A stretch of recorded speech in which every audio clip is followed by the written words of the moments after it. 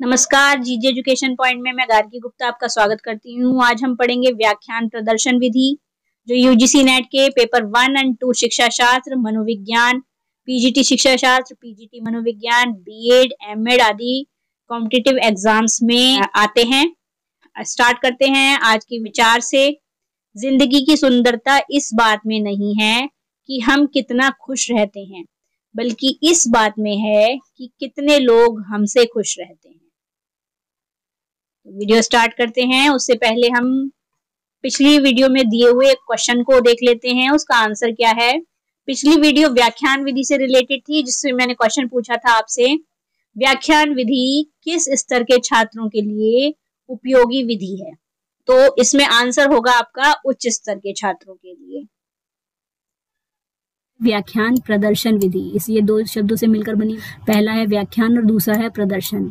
ऐसी विधि जिसमें हम किसी कंटेंट के बारे में या किसी वस्तु के बारे में जब एक एक्सप्लेनेशन देते हैं यानी लेक्चर देते हैं और साथ ही साथ उसको करके भी दिखाते हैं, तो वो विधि होती है व्याख्यान प्रदर्शन विधि।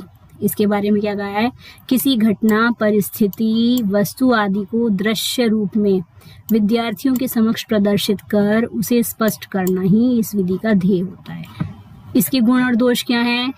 ये मनोवैज्ञानिक सिद्धांतों पर आधारित होती है, सम व धन की दृष्टि से कम खर्चीली होती है, एक ही कंटेंट से सब कुछ समझाया जा सकता है, केवल एक उपकरण की आवश्यकता होती है, शिक्षक कुशलता पूर्वक प्रदर्शन का विषय वस्तु को स्पष्ट कर देता है, कंटेंट दिखाकर शिक्षक पूरे पाठ को आराम से पढ़ा सकता है, सुनने की अपेक्षा देखी गई वस्तु अधिक समय तक याद रहती है। इस विधि का फायदा क्या होता है?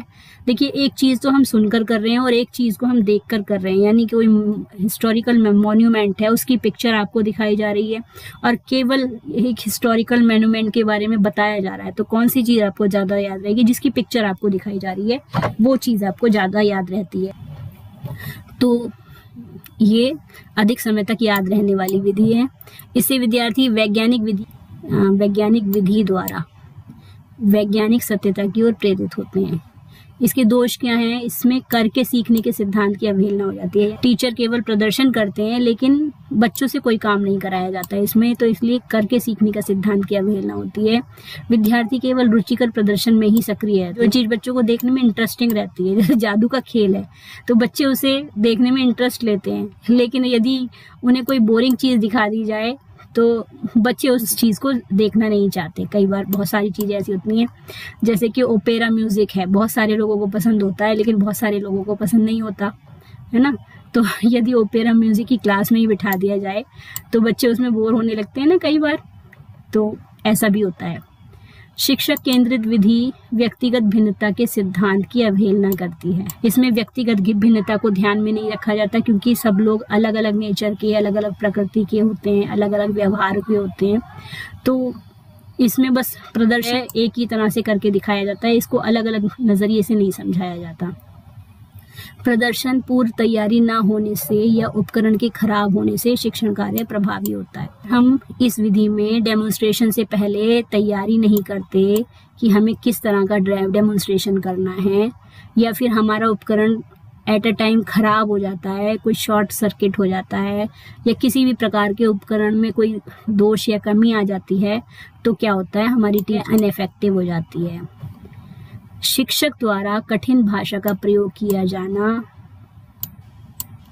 विधि को दुर्लभ बना देता है। कई बार क्या होता है, टीचर बहुत कठिन भाषा का प्रयोग करते हैं, जैसे कि साइकोलॉजी है, साइकोलॉजी में उद्दीपक है, अनुबंधन है, इस तरह के शब्द यदि बच्चे हिंदी में सुनते हैं तो उनके लिए वो मुश्किल होता है एकदम से समझना।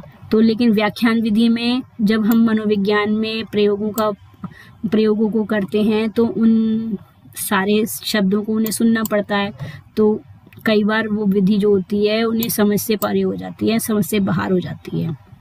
प्रमुख तथ्यों के स्थान पर आंशिक तथ्यों पर अधिक ध्यान दिया जाता है, यानी मेन पॉइंट जो है उसकी जगह पे छोटे छोटे पॉइंट्स को जो है उन पे ध्यान दिया जाता है। तो यहाँ पर आज हमारी व्याख्यान प्रदर्शन विधि से रिलेटेड ये वीडियो कंप्लीट होती है।